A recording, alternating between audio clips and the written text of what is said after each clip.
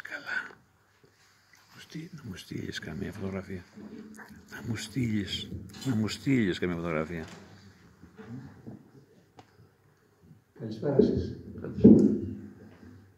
Θέλω να ευχαριστήσω από καρδιάς τη θεατρική ομάδα της Περαχώρας, το Πολιτιστικό Σύλλογο Περαχώρας και τον αγαπητό φίλο Γιάννη Κατερίνη, που είχαν την ιδέα και την πρωτοβουλία της απόψινής εκδήλωσης για τα 40 χρόνια ενασχόλησής μου με το θέατρο και γενικότερα τον πολιτισμό.